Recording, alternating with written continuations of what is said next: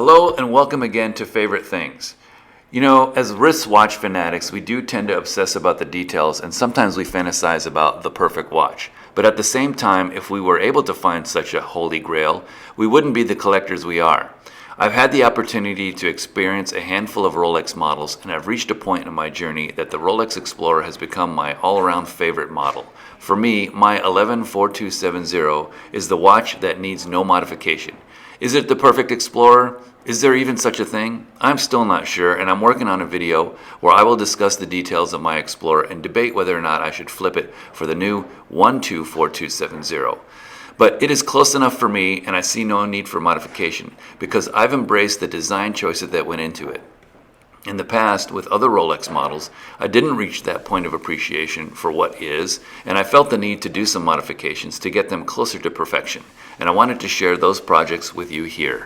All right, number one, this is a Datejust triple conversion. My first Rolex was a 1980s Datejust 16030.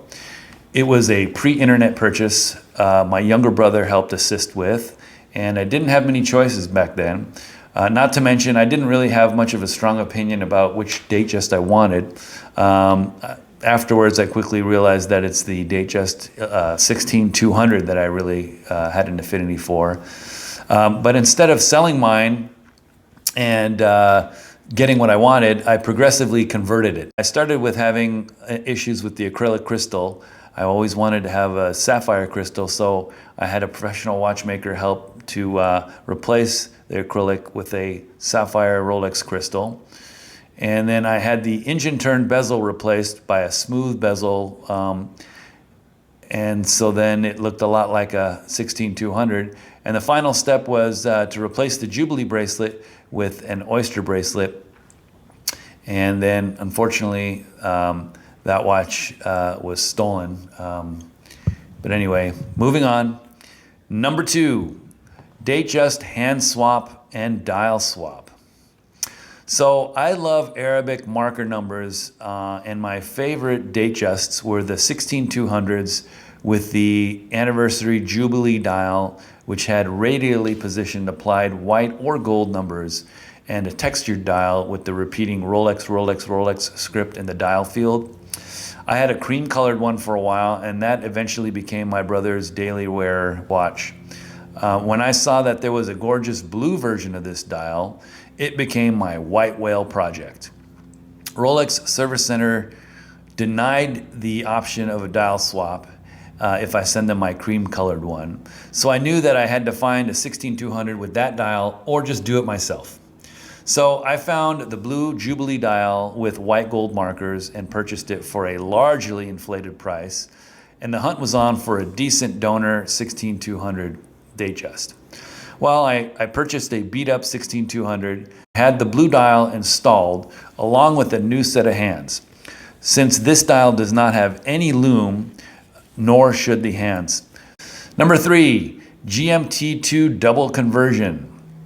For a couple years, I enjoyed owning a GMT Master II 16710 with the Styx dial, but the old 3185 movement. I quickly noticed that the bidirectional bezel turned much more smoothly to the clock side direction versus the counterclockwise direction. I learned that the latest 16710s, right before they switched to the 116710, were fitted with an updated click spring with a different design, allowing for evenly smooth click turning in both directions. I purchased one from my local AD and installed it myself, and it worked great. Let's talk about bezel inserts. My GMT2 came with a black bezel insert, and I always preferred the Coke bezel, not so much the Pepsi bezel. So I tried in a couple different Coke bezels, favoring the ones with the larger font sizes. And then I found this blue aftermarket bezel. So for a time I enjoyed this retro aftermarket Blueberry GMT2. Number four, Submariner double conversion. I was a Submariner fan for many years and bought and sold a handful of pre-ceramic subs.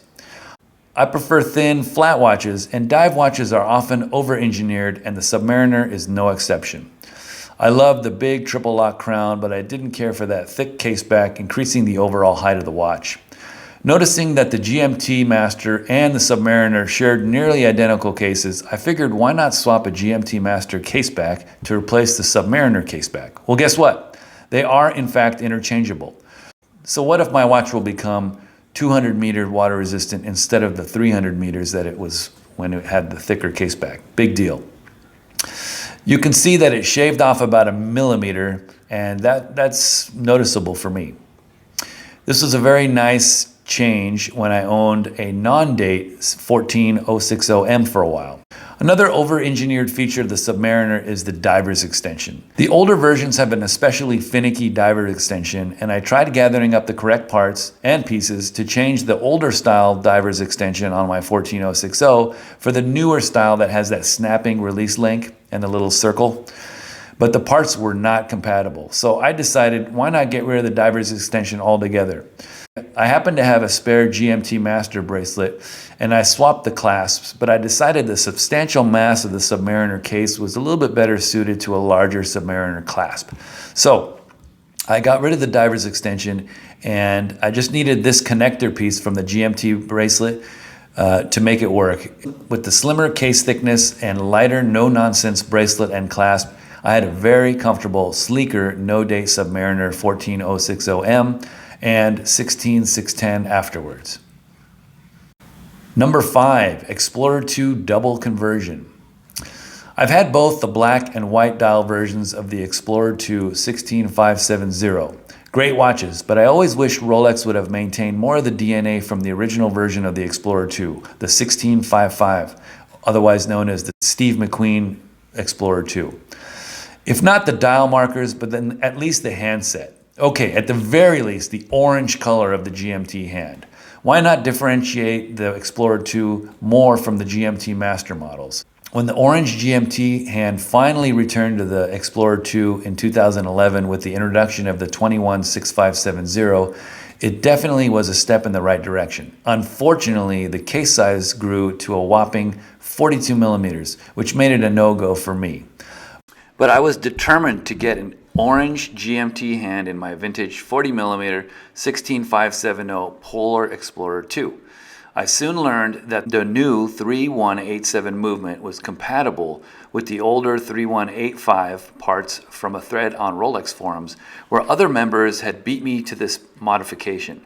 But I wanted to do it with a white dial and the full orange hand.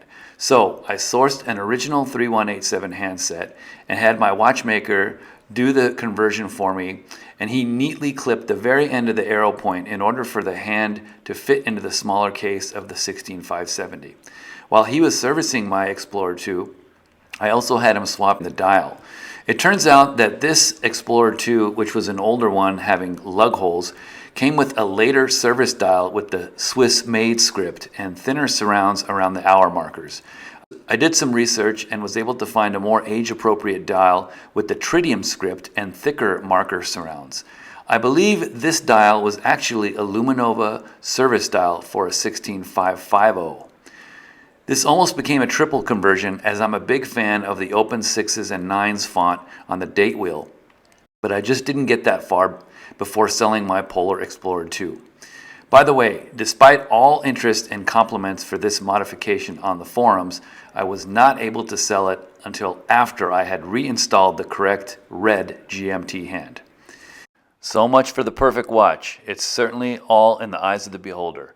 Anyway, thank you so much for making it this far. Please give me a thumbs up if you enjoyed the content, and I invite you to make a comment about your favorite Rolex modification of your own. I hope to see you at the next one. Bye-bye.